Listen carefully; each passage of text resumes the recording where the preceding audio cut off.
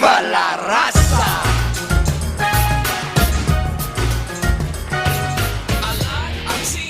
Ladies and gentlemen, my guest at this time is a member of a legendary wrestling family, hell, a wrestling dynasty. She is Latina Heat, Shaul Guerrero. Shaul, thank you so much for doing this.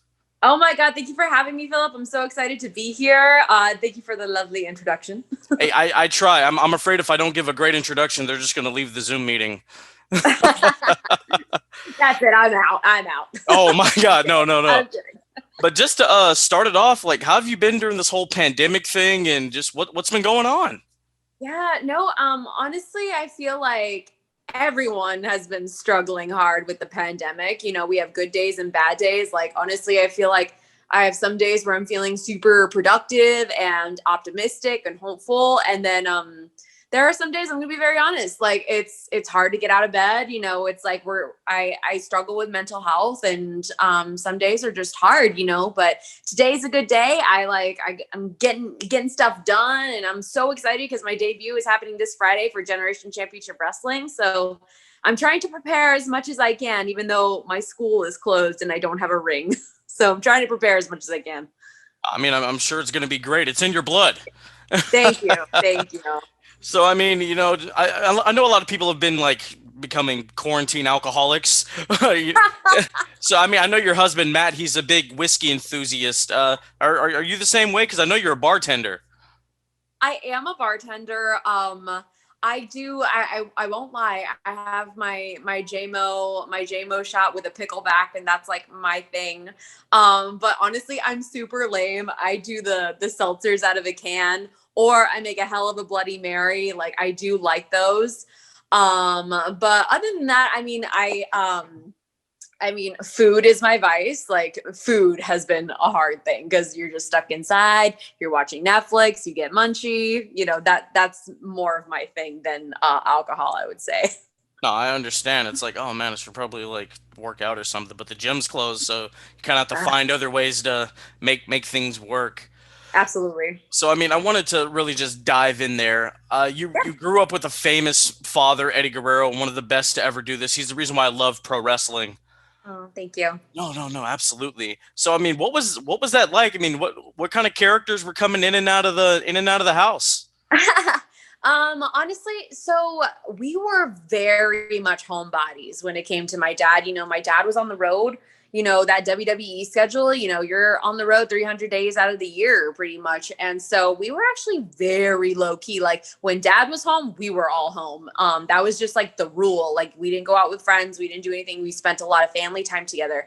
But it was, you know, it was challenging in a lot of ways because my dad was not shy about being very open about his, you know, drug and alcohol addiction and how he had to overcome his demons. And so being in that family was difficult the majority of my life. But when my dad was sober and good, especially in the last couple of years of his life, it was a wonderful, wonderful household. So much joy, so much laughter. My dad is a goofball.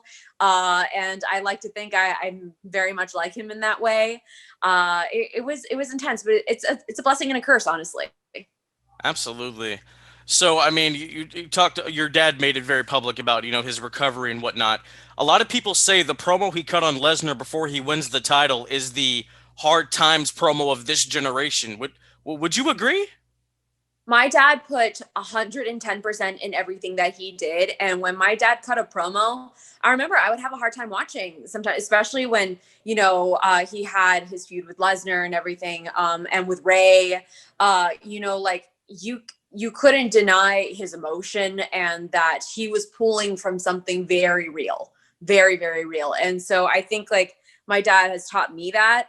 He's taught our whole family that, like, what you do 100%. And of course you had amazing people in the back, you know, like helping him out with that and whatnot. Like, Dusty Rhodes taught me what my dad knew how to do. And it's evoking and pulling from your own personal life. No, that's awesome. I mean, Dusty, obviously one of the greatest promos of all time. So it's awesome that you had that learning tree, your father, and of course, Dusty. But I mean, you were in WWE, you were in FCW before it became what we know as NXT today. I mean, you were still like in the early stages of NXT and like Full Sail and whatnot. So, I mean, you went under the name Raquel Diaz, and I've heard you talk about they wanted you to earn the Guerrero name. How did you react to that? Um, honestly, like, man, I was a kid. I was a kid when I was there. I was only 19, and honestly, like, whatever. I've always been taught, like, even when I was a child backstage, like, you respect what they have to tell you, and they, as in like WWE, they're higher ups. You know what I mean? And so, I kind of like took it on the chin, and I was like, okay, um, that's a lot of pressure. It's already a lot of pressure being a Guerrero, let alone like having to earn the Guerrero name, which I never thought I was good enough to do. So I obviously we went in left field and did Raquel Diaz kind of thing. But I mean, it's so empowering and intimidating and overwhelming to be using my name now because I have a choice and a say in the matter. And so I'm really looking forward to that and finally getting to do what I've always wanted to do for my family and my name, our name. Absolutely, because I mean, during those early NXT days, I would see you, and I do like a Google search. I had to like find it on YouTube or whatever. And I'm like, oh, that's Eddie Guerrero's daughter. Oh, I didn't know that. That's cool. So I mean, let's get back to FCW. You're the Divas champion. You're the champ of the division. What was your reaction when they were like, hey, we're gonna put the title on you? And then like, how much did that kind of weigh on you? Like, I know I've heard stories of being WWE champion kind of took a heavy toll on your father? Honestly, yes, my father carried that championship because my father took that championship and he just knew it wasn't just about the in-ring work, which is already a huge part of it. You're entertaining and everything like that, but you're the face of the whole brand. And so if they were at a live event and he was on that card and they didn't have like enough like asses and seats, he took that personally because he thought that like this is my responsibility kind of thing. So us Guerreros love to put enormous amounts of pressure on ourselves.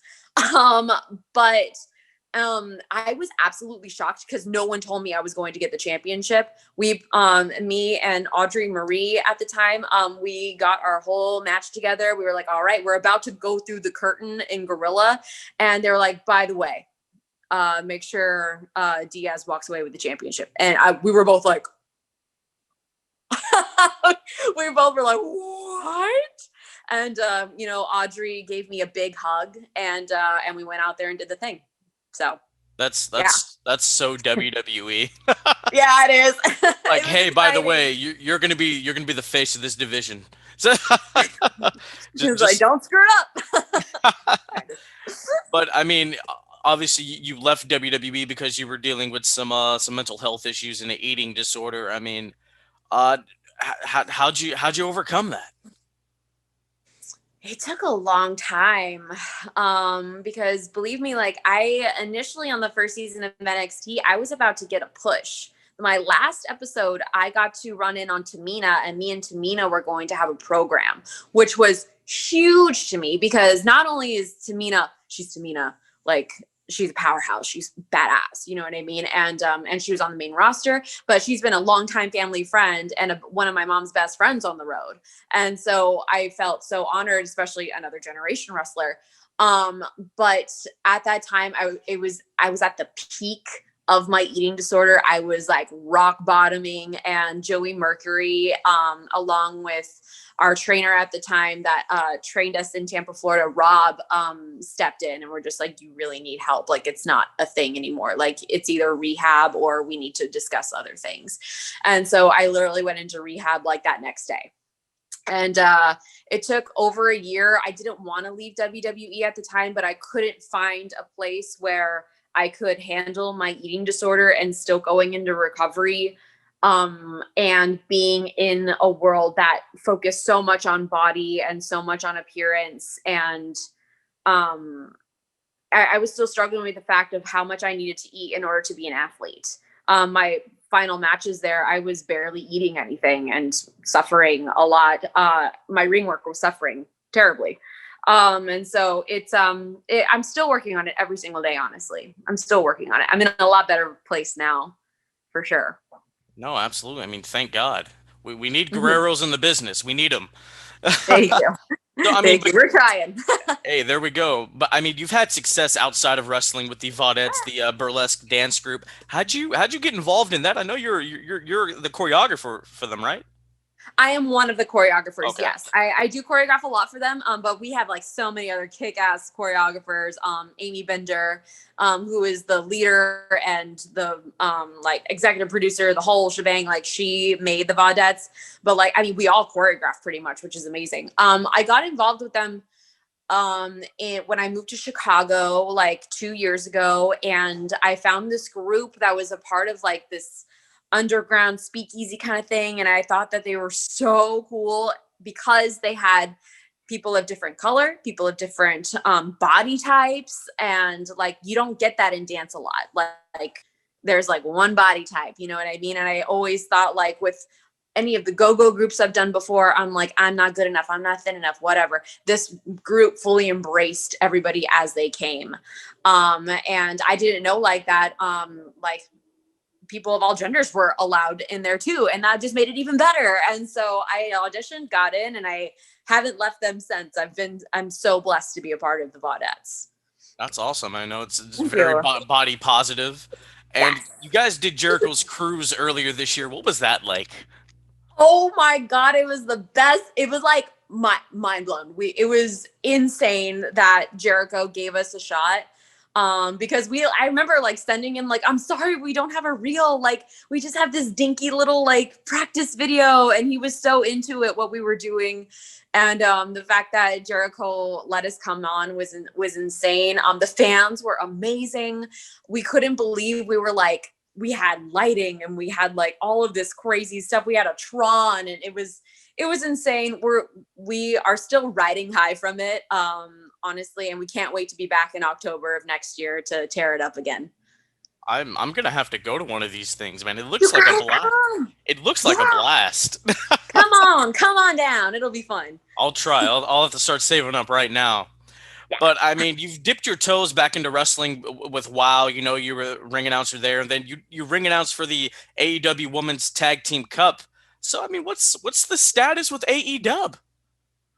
I mean, honestly, like AEW clearly has the most elite announcer with Justin Roberts. You know what I mean? And so I feel very blessed that I got to work with him and learn from him, and that Brandy Rhodes thought of me to come in and do the women's division.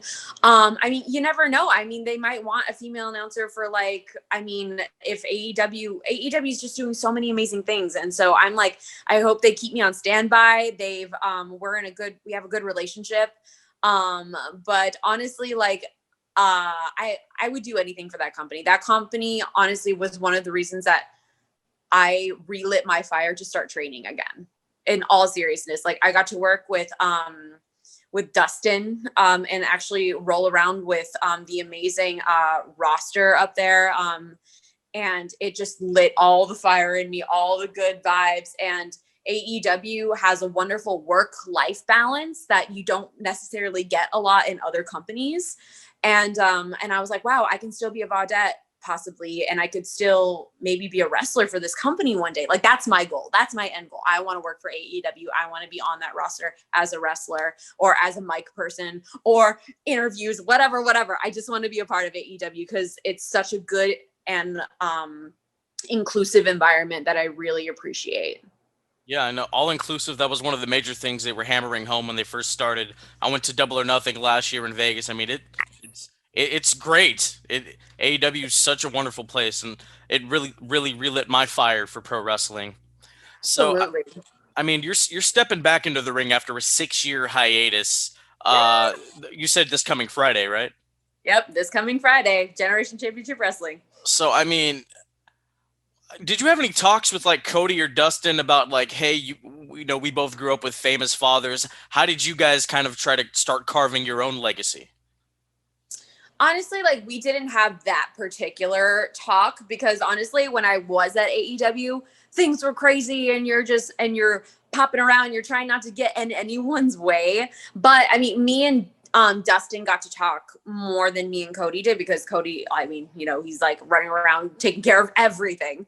But honestly, like I I didn't get to ask that particular question, but I did, like, Dustin and I had a lot of really amazing talks where it's like, we're family, like wrestling families are family no matter what, because we, like, no one else can understand to the extent that we do what it's like growing up in this business, because it's such a hard business. You see the heartbreak and you see the pain, both physical, mental, emotional, that goes on, and how the family has to deal, and then that you catch your own bug for it, which is like a point of pride, but it's also like terrifying for parents and stuff like that. But I mean, that's all I really got to talk with Justin about. Otherwise, it was how to make my wrestling better, and how to, you know, like, you being a trainer, like being our trainer and whatnot. So I hope in the future I get to have that conversation with him. No, absolutely, 100%. So, I mean, you won't just be Wrestling Friday. You're being booked in advance. You're going to be at GSW in New Jersey in February. Brandon, we had him. I interviewed him last week, and he's such a great guy. So, I mean, what are your thoughts about a global syndicate wrestling from what you've talked to Brandon about? Oh man, I'm honestly so excited because it's a brand new, it's brand spanking new, and like, honestly, like, I didn't know I was wrestling Deanna until like they posted it, and I was like, holy crap! Like, I marked out so bad. Honestly, I was just like, what? Like, I couldn't believe it. I feel very honored that I get to be already a part of like this.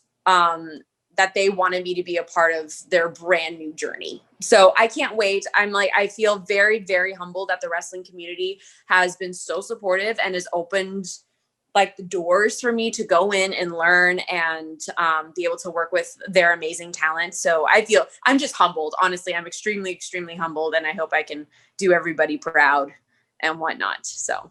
Absolutely. I mean, I've heard you in other interviews say you want to wrestle like Jessica Havoc and Tessa Blanchard. I mean, that's the one, like a Blanchard versus Guerrero. Like we've never seen it before. Oh, it would be delicious. I don't know. That's just the only word I can think of. I'm like, oh, I would love. I've been watching Tessa for a long time, and even like, funny story, like I am the announcer for WoW. David McLean passed that torch to me, which I feel very blessed about. And even being at WoW, I would be so, like, of course, thankful and wonderful. I get the best seat in the house. I got the best job in the house, but I would feel so sad because I wanted to roll around with everybody so much. And watching Tessa is someone to just, I love watching her wrestle. She's so intense. She's so crisp, and she's so she puts snap on everything. And I'm just like, oh my God, I want to learn from you. I want to be in there with you. And we had like a little crying moment after like one of the first shows we did in LA together. And yeah, I would absolutely love to wrestle both of those amazing ladies. Jessica Havoc too. So many people. It's hard. I get that question every time on Twitch. Like, who do you want to wrestle? I'm like, everybody. I want to wrestle everybody. Absolutely. I mean, I saw Tessa Blanchard out here in the Bay Area live once. She's legit. I mean, she gets it. She gets it. It's absolutely amazing. So, I mean, are we going to really see like the luchador style that your dad incorporated into his work once you step into the ring? And I heard you've been working on your own frog splash. I have frog splashes for special occasions for sure. I mean, I've been pretty open about the fact that I've got not the best neck in the business. I will admit that. And I will not, I want to like let everybody know this. Like, I am not going to be the spank like exactly like my dad. I'm not. And like, my dad was one of a kind. No one will ever measure up to what he did. I'm not proficient in the luchador kind of style. I think it's beautiful. I'll base for you. Whatever you want to do, let's do it. But I'm a more ground and pound kind of girl. But not to say I have the best three amigos in the business besides my cousin Chavito. And I'm definitely working on a lot of the intensity. I feel like I love watching my father. I was actually watching him right before I got on here with you. And, his intensity, that's what I want to emulate more than anything, is his intensity and his prowess in the ring and how much he made his opponent look great in the ring. That's what I want to take. Funny, I was watching your dad before we started this too. I was watching the ladder match he had with RVD on Raw for the IC title. So good. So good. Awesome. So, I was just watching him and D Malenko. Like, amazing. D Malenko, another one of my favorite wrestlers. It's just like, boom. Absolutely. Insane. So, I mean, will there be some lying, cheating, and stealing? Oh, honey, that's just our family motto. It's just in the blood. Like, you can't get rid of that. Whether it's wrestling, dancing, I don't know, whatever else we're doing, we always do a little bit of lie, cheat, and steal for the right reasons. Absolutely. If I could tell you a quick story. So I was an amateur wrestler in high school, right? And I had to wrestle a teammate of mine, and I'm up 1 point. And so he's kind of just like he's on top, and he's trying to like maneuver me around, and I'm just not moving. I'm exhausted. I'm gassed. So I stalled, which you're not supposed to do that. I just made it look like I was doing something, and I win the match, right? And we get off the mat. He's like, "What'd you do that for?" And I said, "If you're not cheating, you're not trying." I had to. That was the first thing that came to my mind. I mean, you're like, when I first started watching wrestling, I connected with your father. I'm like, that guy's dope, you know. And like when we would watch like SmackDown or something, my friends and I would BS wrestling. But when Eddie came out, hey, let's watch. You know what I mean? I mean, he was just like, you could connect with him, and there's a real connection with him out here in the Bay Area. He won the title out here. What was that? What was it like for your family? You know, like dad brings home this giant shiny toy. I mean, we were just so proud of him. Like, just so proud. Like, and like it blew our minds. You know what I mean? Like, I mean, he's carrying the company now, and he's like this smaller wrestler, Mexican American, like fucking like breaking barriers. And you know, and that was the thing when you were talking to about just like how you felt like you connected with him. And I get it too. Like, even like Eddie Guerrero the wrestler is Eddie Guerrero the wrestler to me. And Eddie Guerrero, my dad, is completely separate. But when I watch him wrestle, and he has pure joy, like the same amount of joy that he had when he was playing with me and my sister, or watching us do something awesome that he thought was cool, you know, or anger, like his anger on TV was legit anger at home. Like, he emulated so much, and he really gave you guys everything he could. And so it's just, it's beautiful to watch. And I hope I can do the same thing to a fraction of the degree that he could. But yeah, we were just so proud of him because he breathed, like, did everything wrestling. That was his huge passion.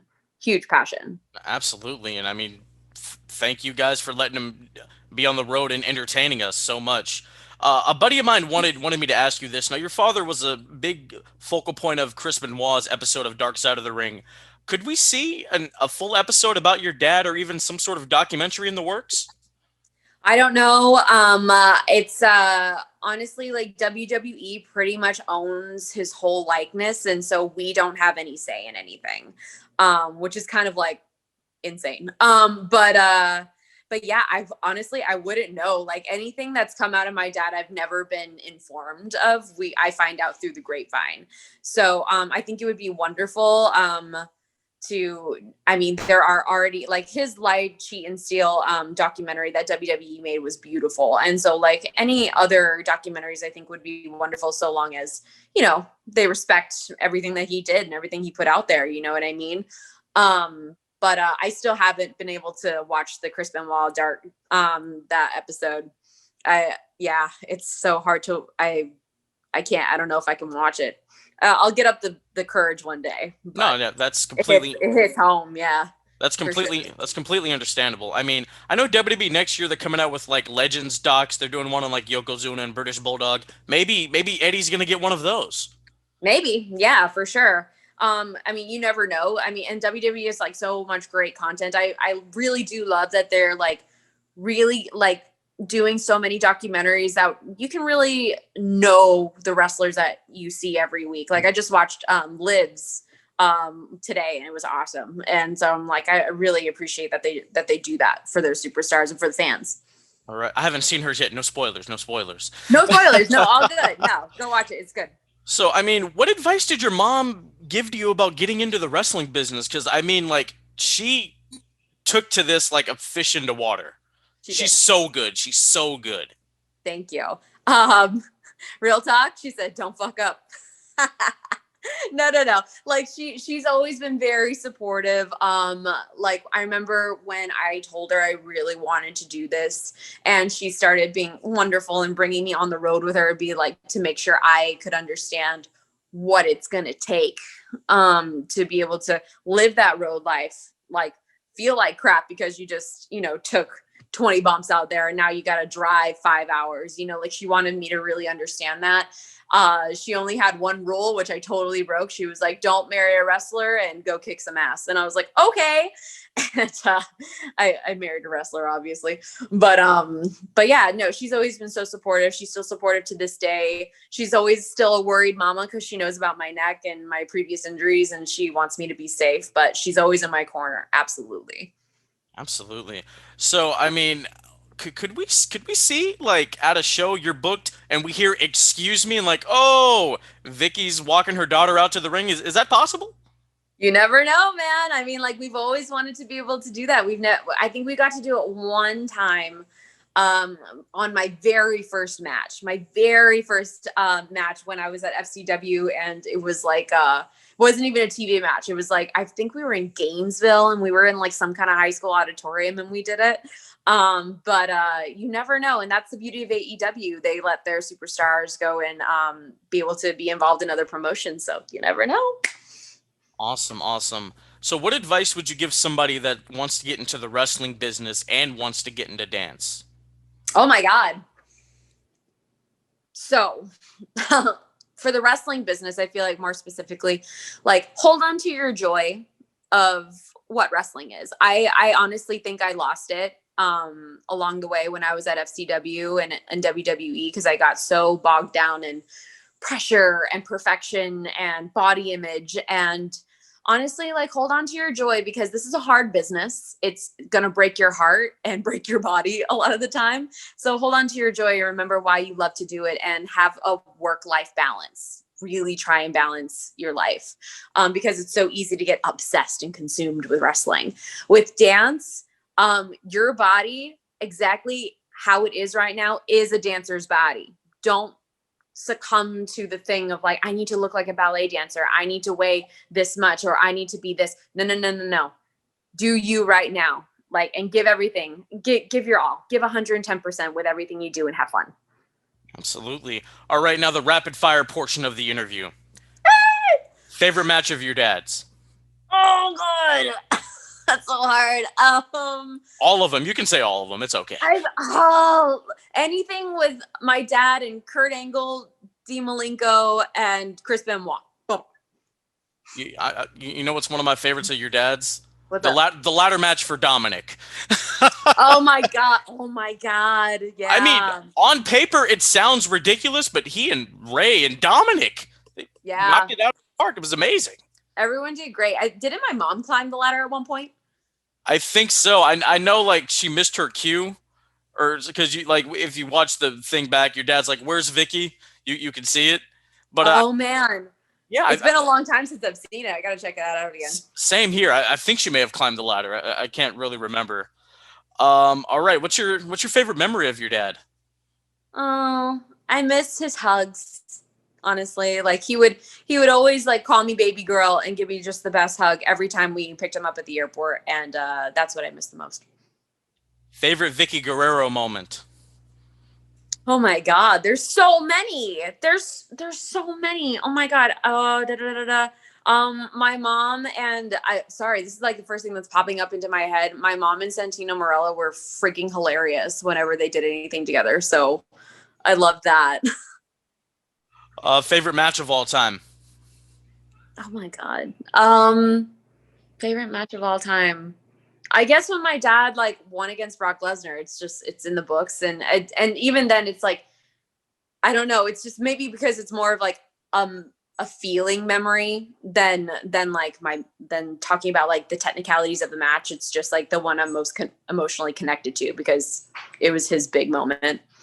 Absolutely. I think people here in the Bay, they're gonna love that because he won the title here. And then Right. Favorite game to stream on Twitch? Animal Crossing. It's Animal my Crossing. baseline, man. Sure. It's my baseline. I'm getting obsessed with Mario Odyssey though right now. Absolutely. And last one, favorite tattoo?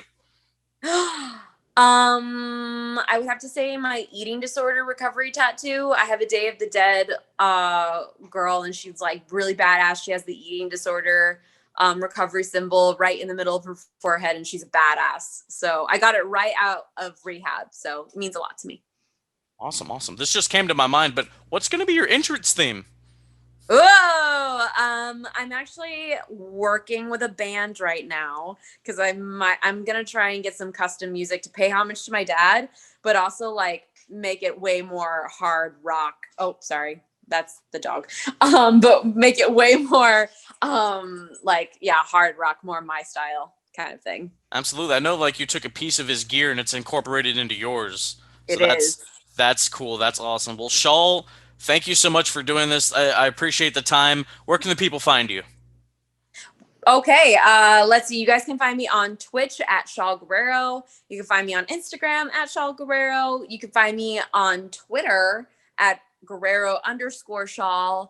And Patreon, you guys can find me there, 18 and up, please. And I think that's all the social medias. There's so many now. It's hard to keep track. Absolutely. Shaul, thank you so much for doing this. And once again, I mean, your dad made me fall in love with this business so much. I'm wearing the I'm Your Poppy shirt. I can see. I love it. I had to bust it out. I had to. Shaul, thank you so much. Of course. Bye, Phillip. Thank you. I got that passion, it's lasting long, no smooth headed.